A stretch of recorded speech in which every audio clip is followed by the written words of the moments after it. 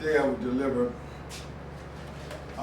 going back in time, I'm going to deliver a speech, presidency speech, State of the Union, George Bush, President of the United States from 1989 to 1993, addressed before a joint session of the Congress on the United States, on the State of the Union, January 29th, 1981. Excuse me. Mr. President, Mr. Speaker, and members of the United States Congress, I come to this house of the people to speak to you and all Americans, certain that we stand at a defining hour. Halfway around the world, we are engaged in a great struggle in the skies and on the seas and sands. We know we know why we're there. We are Americans, part of something larger than ourselves. For 2 centuries, we've done the hard work of freedom. And tonight, we lead the world in facing down a threat to decency and humanity. What is at stake is more than one small country. It is a big idea, a new world order, where divisive nations are drawn together in common cause to achieve the universal aspiration of mankind. Peace and security, freedom and the rule of law. Such is a world worthy of a struggle and worthy of our children's future. The community of nations has resolutely gathered to condemn and repel lawless aggression. Saddam Hussein's unprovoked invasion, his ruthless, systematic rape of a peaceful neighbor, violated everything that the community and nations holds dear. The world has said this aggression would not stand, and it will not stand. Together, we have resisted the trap of appeasement, cynicalism, and isolation that given temptation to tyrants.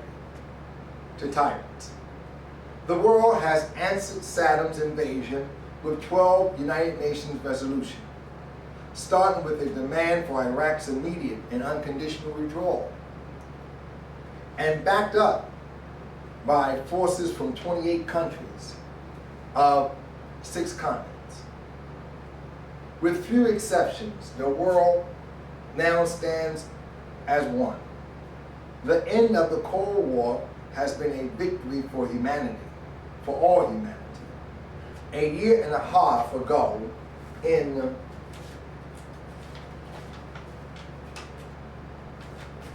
Germany, I said that our goal was a Europe whole and free.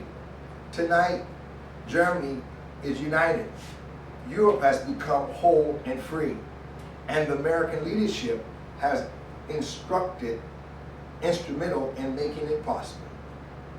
Our relationship to the Soviet Union is important, not only to us, but to the world. That relationship has helped to shape these and other historical changes. But like many other nations, we have been deeply concerned by the violations in the Baltics, and we have communicated that concern to the Soviet leadership. The principle that has guided us is simple. Our objective is to help the Baltic people achieve their aspirations, not to punish the Soviet Union. In our recent discussions with the Soviet leadership, we have been given responsibilities which, if fulfilled, will result in the withdrawal of some Soviet forces a reopening of dialogue with the republics, and a move away from violence.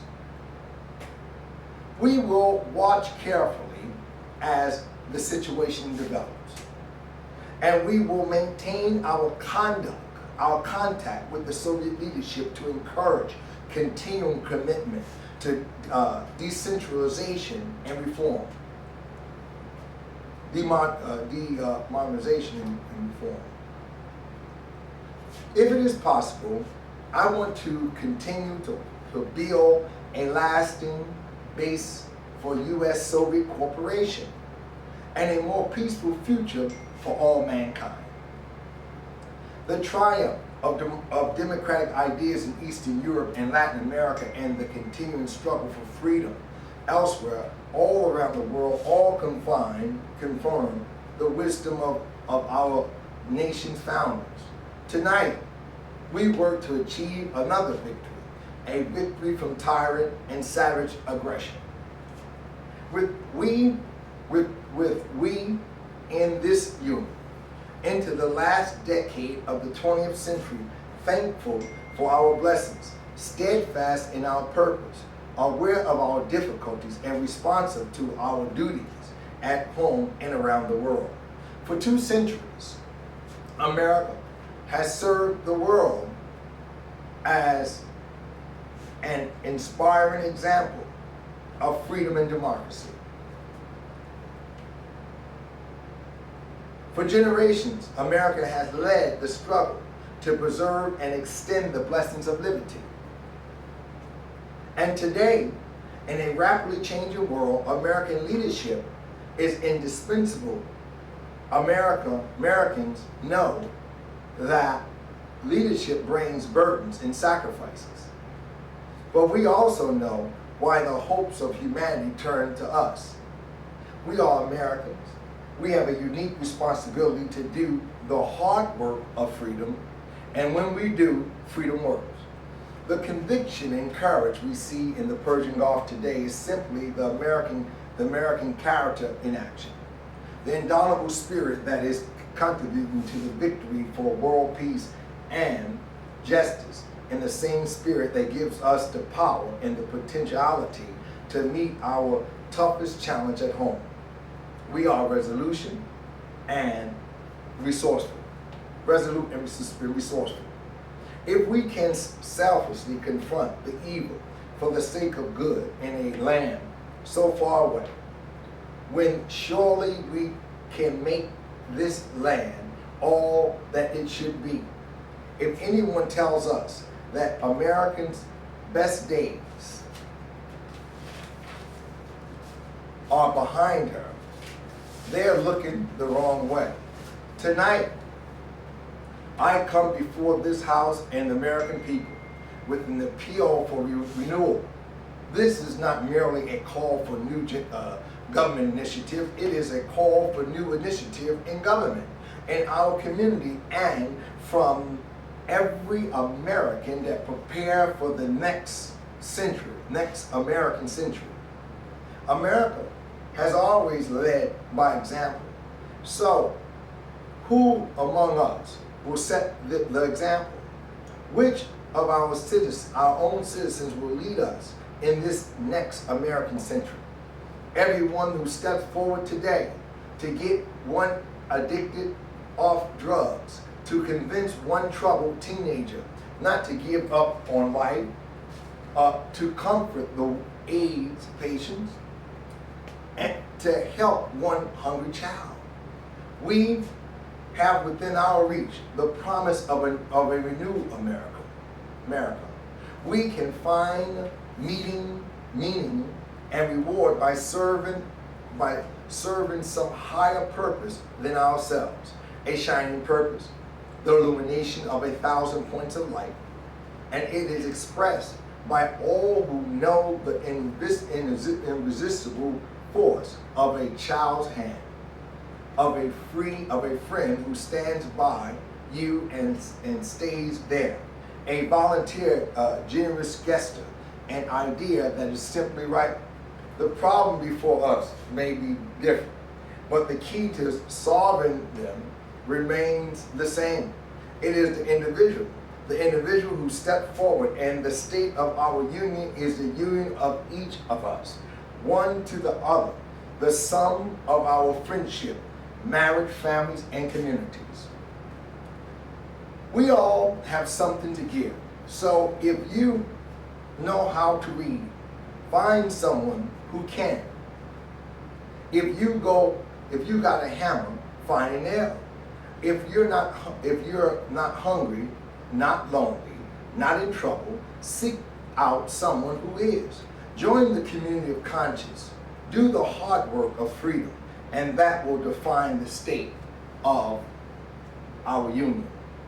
Since the birth of our nation, we the people has been the source of our strength.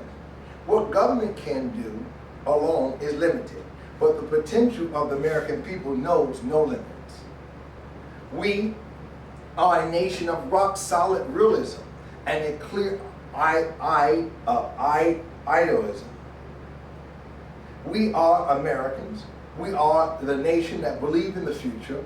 We are the nation that can shape the future, and we'll begin to do just that by strengthening the power and choice of individuals and families. Together, these last 2 years, we'll put dollars for child care directly in the hands of the parents instead of bureaucrats. Unshaking the potential of Americans with disability, apply the creativity of marketplace in the service of the environment, and clean air, and made home ownership possible for more Americans. The strength of a democracy is not a bureaucracy. It is the people and their communities. In everything we do, let us unleash the potential of our most precious resources, our citizens, our children themselves. We must return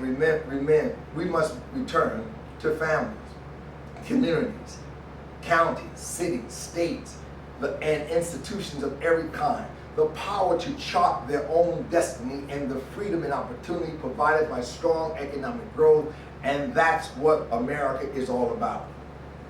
I know tonight, in some regions of our country, people are in a genuine economic distress. And I hear them. Earlier this month, Kathy Blackwell, a Massachusetts, wrote me about what can happen when the economy slows down, saying, "My heart is aching, and I think that you should know your people out here are hurting badly. I understand, and I'm not unrealistic about the future, but there are reasons to be optimistic about our economy. First, we didn't have to fight double-digit inflation. Second, most industries won't have to make big cuts in production because they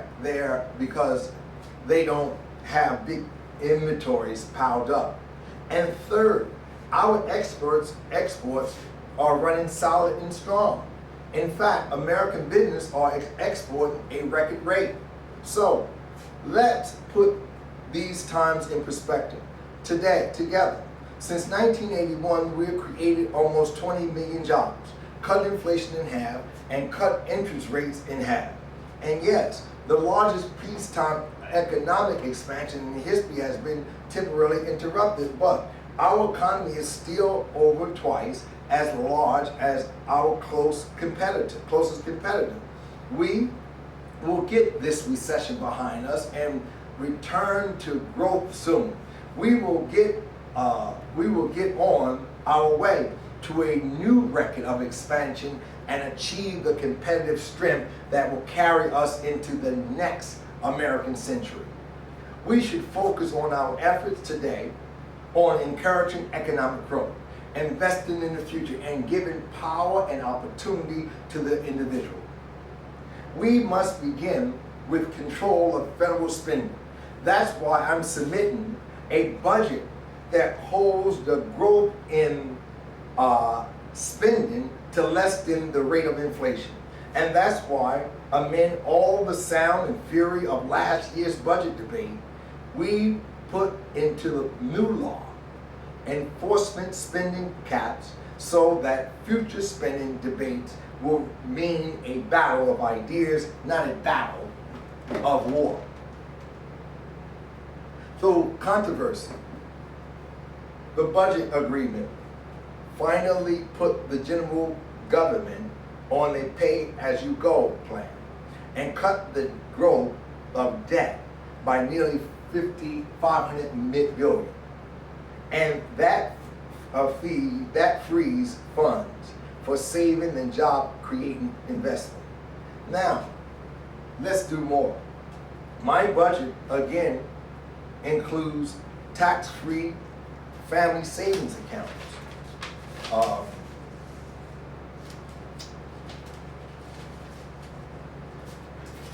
Penalty-free withdrawal from IRAs for the first-time home buyers, and to increase jobs and growth and reduce tax for long-term capital gains. I know there are differences among us about the impact and the efforts of a capital gain incentive. So tonight, I'm asking the congressional leaders and the Federal Reserve to cooperate with us in the study. Led by Chairman Alan Greenspan, to sort out our technical difference so that we can avoid a return to unproductive partisan bickering. But just as our efforts will bring economic growth now in the future, they must also be matched by long-term investment for the next American century. That requires a forward-looking plan of action. And that's exactly what we will be sending to the Congress. We're prepared a detailed series of proposals that include a budget that promise investment in American future, in children, education, infrastructure, space, and high technology. Legislation to achieve excellence in education, building on the partisan forge with the 50 governors at the Education Summit, enabling parents to choose their children's schools and help to make America #1 in math and science, a blueprint for a new national highway system, a critical investment in our transportation infrastructure, a research and development agenda that increase record levels of federal investment, and a permanent tax credit to strengthen private R&D and to create jobs, a comprehensive national energy strategy that calls for energy conservation and efficiency, increased development and greater use of alternative fuels, a banking reform plan to bring American financial system into the 21st century so that our banks remain safe and secure and could continue to make jobs, creating loans for our factories, our business, and our home buyers. You know, I do think there has been too much promises. Pessimism. Sound banks should be making sound loans now, and investor rates should be lower now. In addition to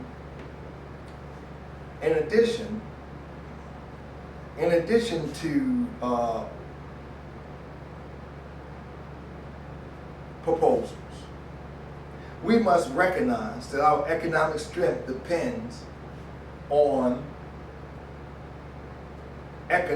being competitive in world markets.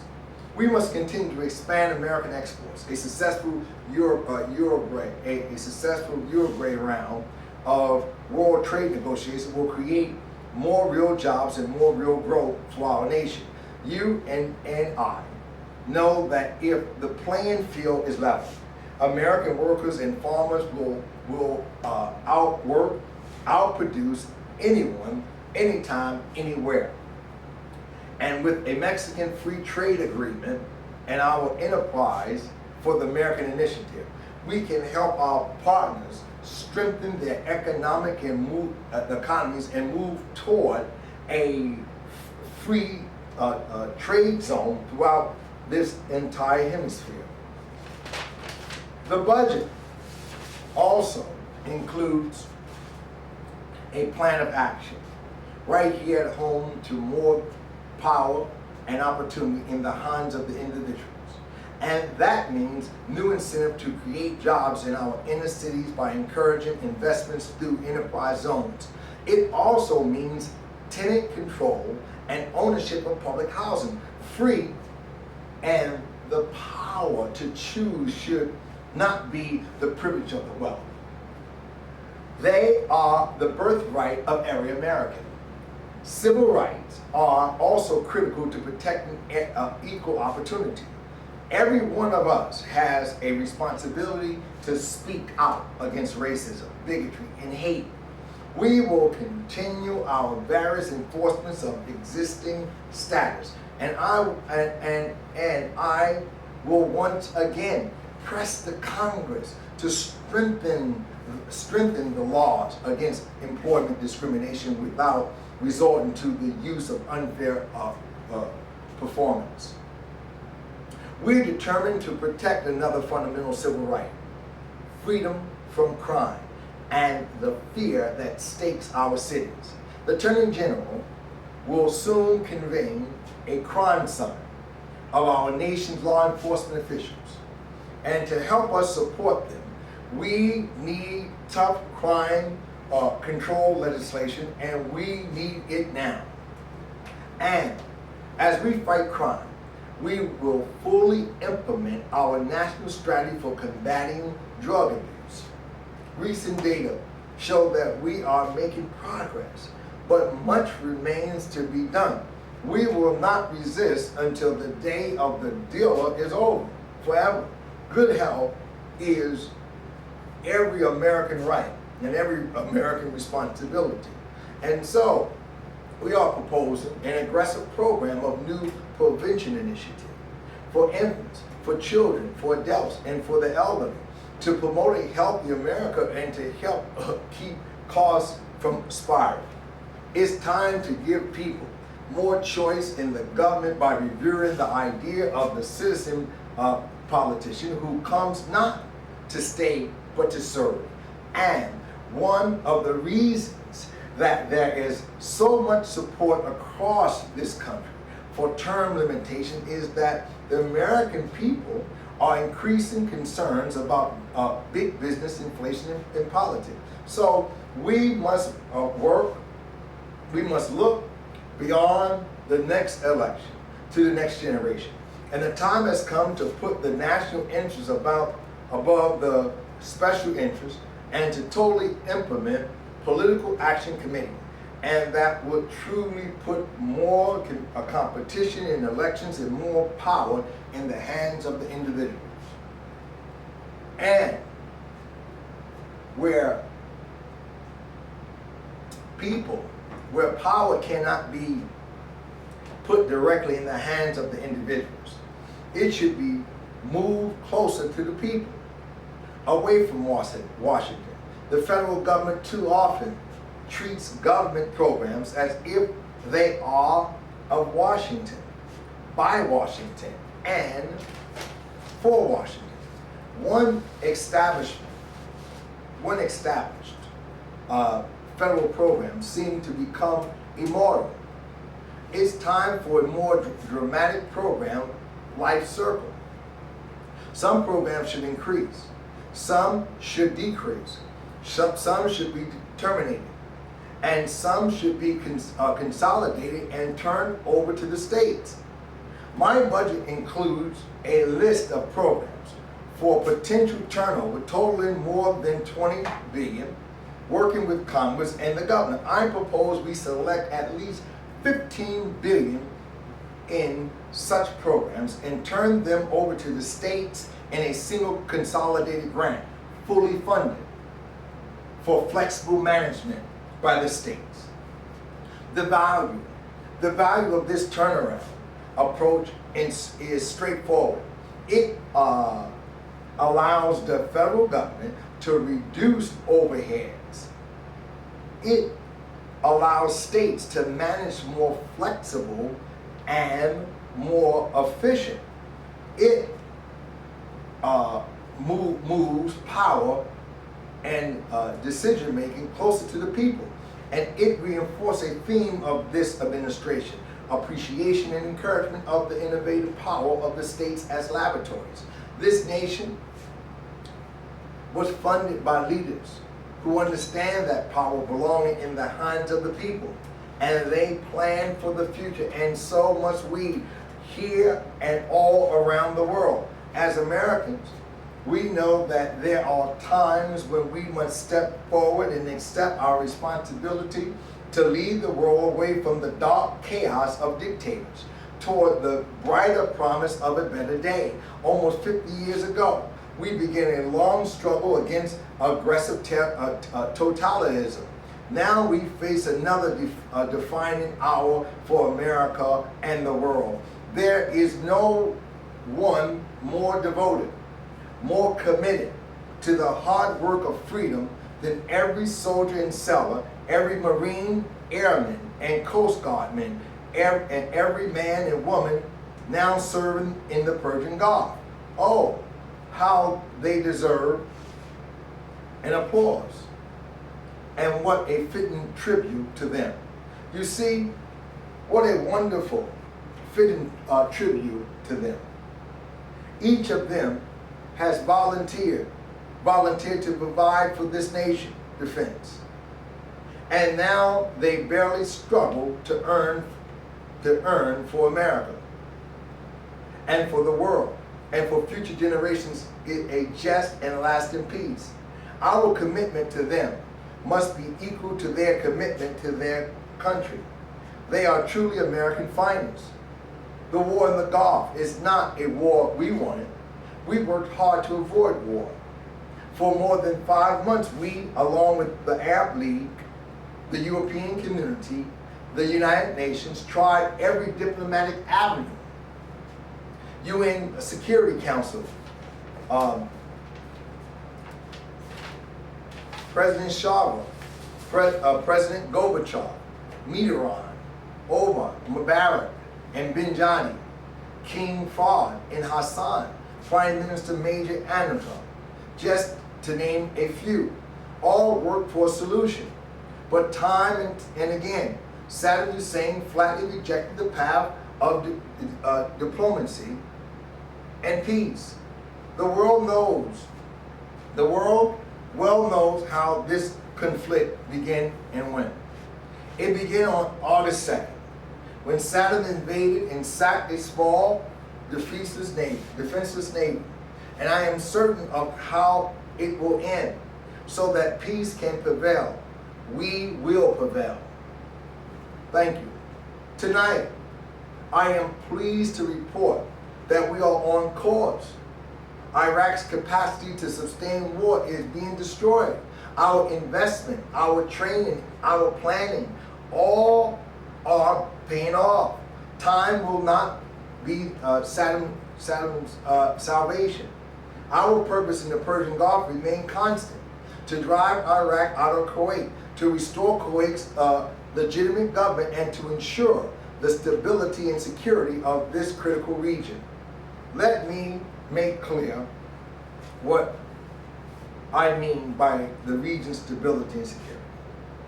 We do not seek the destruction of Iraq, its culture, or its people.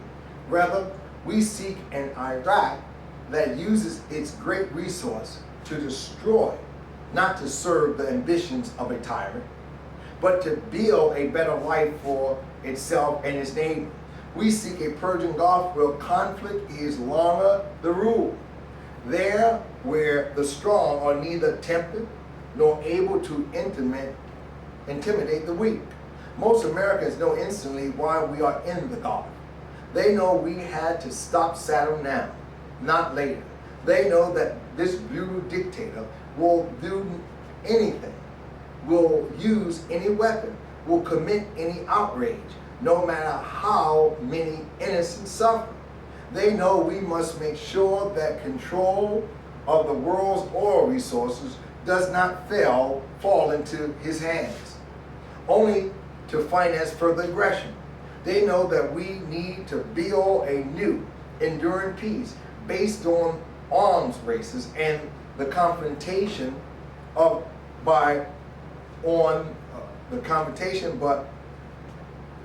on shared principle and the rule of law.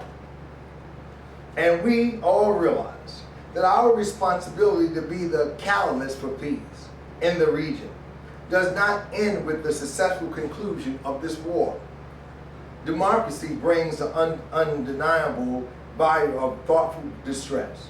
And we have heard some dissenting voices here at home. Some a handful, reckless, most responsible, but the fact that all voices have the right to speak out in one of the reasons why we have been united in purpose and principle for 200 years. Our progress in this great struggle in the recent years of vigilance and steadfast, committed to a defense. Now, with remarkable technological advances like the Patriot missile, we can defend against ballistic missiles attack aimed at innocent civilians. Looking forward, I have directed the SDI program be refocused on providing protection for limited ballistic strikes. Whatever their sources, let us pursue the SDI program that can deal with any future threat to the United States, to our forces overseas, and to our friends and allies. The quality of American technology, thanks to the American worker, has enabled us to successfully deal with the difficult military conditions and help minimize processive loss of life. We have given our men and women the very best. They deserve it. We all have a special place in our hearts for the families of our men and women serving in the Guard. They are represented here tonight by Miss Norman Schwarzkopf. Miss Norman Schwarzkopf. We are all very grateful to General Schwarzkopf and all those serving with him. And I might also recognize one who came with Miss Schwarzkopf, Admiral Powell, the wife of the distinguished chairman of the Joint Chiefs. And to the families, let us say our forces in the Gulf will not stay there one day longer than is necessary to complete their mission. The course and success of the RAF pilots, of the Kuwait, Saddam French, the Canadians, the Italians, the pilots of a quarter involved, all are proof that for the first time since World War II, the international community is united. The leadership of the United Nations, once only a hopeful idea, is now confirming its founder's vision. I am heartened that we are not being asked to bear alone the financial burdens of this struggle. Last year, our friends and allies provided the bulk of the economic cost of Desert Storm. And now, having received commitment of over $40 billion for the first 3 months of 1991, I am confident they will do no less as we move through Desert Storm. But the world has to wonder what the dictator of Iraq is thinking. If he thinks that by targeting innocent civilians in Israel and Saudi Arabia, that he will gain advantage, he is dead wrong. If he thinks that he will advance his cause through tragic and dismal environmental terrorism, he is dead wrong.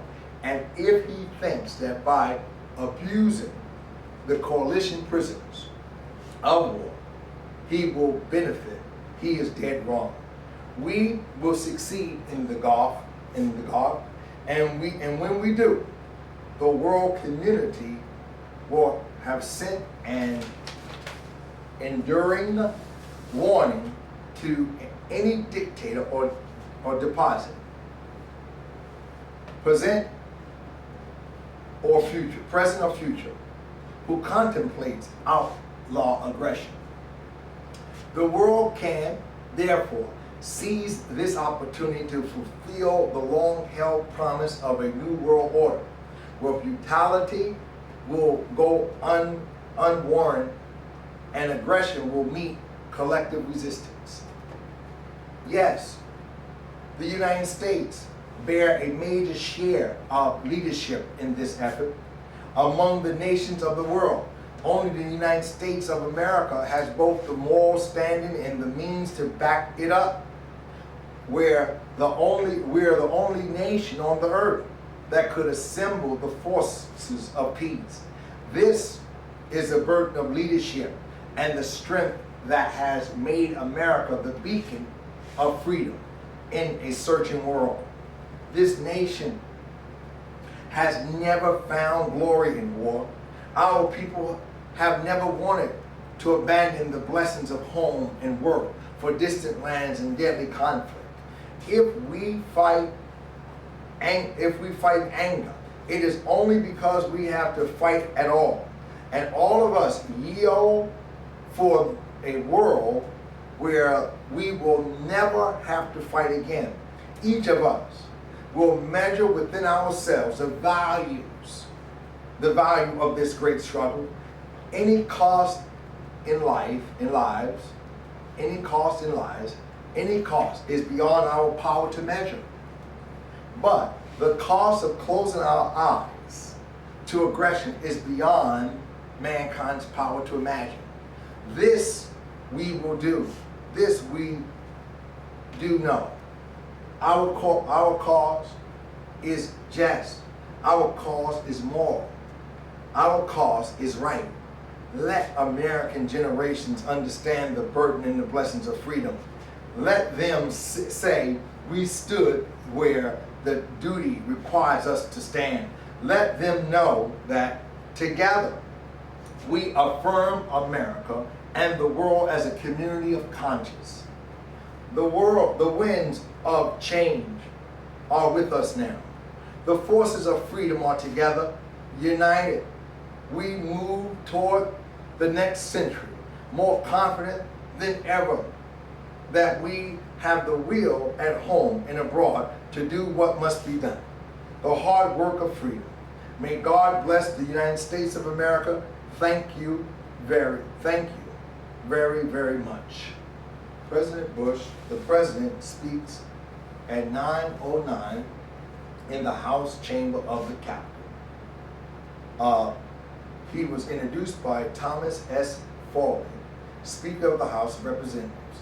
In his remarks, the President referred to Dan Quayle, President of the Senate, the President Saddam Hussein of Iraq, Alan Greenspan, Chairman of the Board of Governors of the Federal Reserve System, Attorney General Dick Thornburgh, United Nations Secretary General, Joint Powers Serum, President Mikhail Gorbachev of the Soviet Union, President Friedrich Mitterrand of France, President Tayyip Erdogan of Turkey, President Mohammed Hosni Mubarak of Egypt, President Cham Benedict of Algeria, King Fahd, King Hassan of Morocco, II of Morocco, Prime Minister John Majors of the United Kingdom, Prime Minister Dietmar and Norman Schwarzkopf, Commander of the U.S. Forces in the Persian Gulf, and his wife Rian, and General Colin L. Powell, Chairman of the Joint Chief of Staff, and his wife Amr. The address was broadcast live worldwide on radio and television. Prior to his address, the President attended a reception in the Speaker's Conference Room hosted by the congressional leadership. Parts of this address could not be verified because the tape was incomplete. George Bush address before joint session of the Congress on the State of the Union, January 29, 1991, outlined by Gerhard Peters and John T. Woolley, the American Presidency Project. Thank you. God bless you, and God bless the United States.